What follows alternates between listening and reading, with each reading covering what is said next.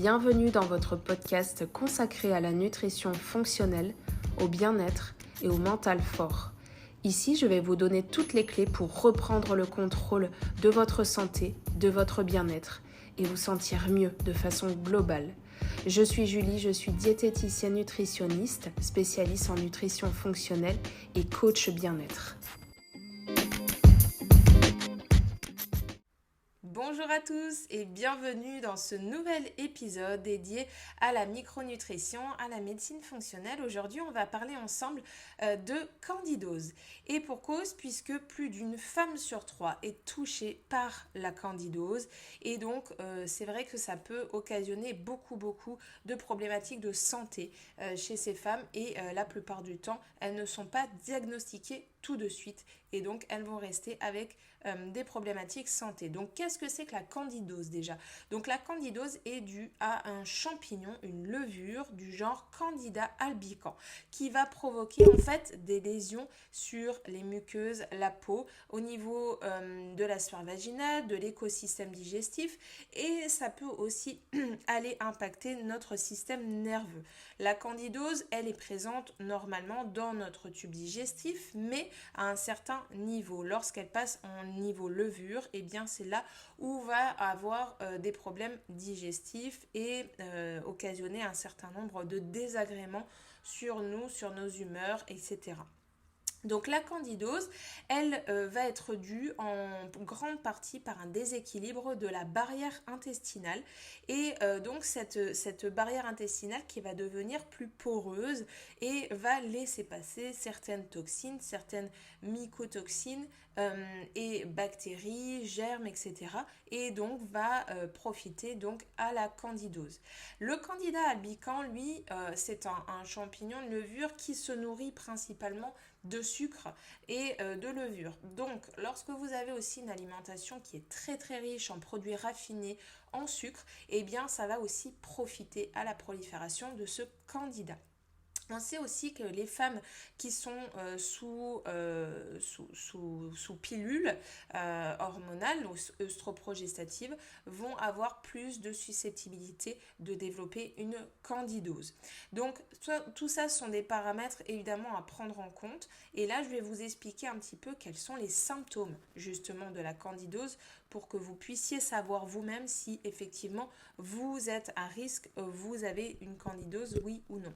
Donc la candidose, on va le savoir souvent par différentes choses. Donc la première, c'est les personnes qui se plaignent souvent de problèmes digestifs, donc de gros ballonnements juste après avoir mangé, à ne pas confondre, attention, avec le SIBO, hein, donc on peut aussi être atteint de candidose et de SIBO à la fois.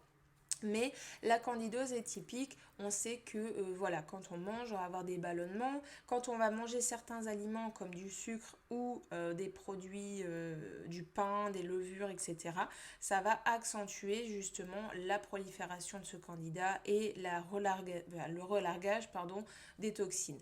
Et donc, on va aussi avoir d'autres symptômes qui vont être un petit peu extra-digestifs comme ce qu'on appelle le brain fog, le brouillard cérébral, donc parce que justement ces mycotoxines qui sont libérées vont pouvoir passer la barrière hémato-encéphalique et justement aller perturber un peu le fonctionnement du système nerveux normal. Et donc du coup, on sait que les personnes qui ont cumulé, on va dire, des problèmes digestifs, le brain fog, de la fatigue aussi, on peut aussi avoir des troubles au niveau musculaire, au niveau des articulations, puisque les toxines peuvent aller se fixer dans les nerfs, dans les tendons, eh bien on sait qu'il y a quand même de grandes chances pour que ça soit lié à cette candidose.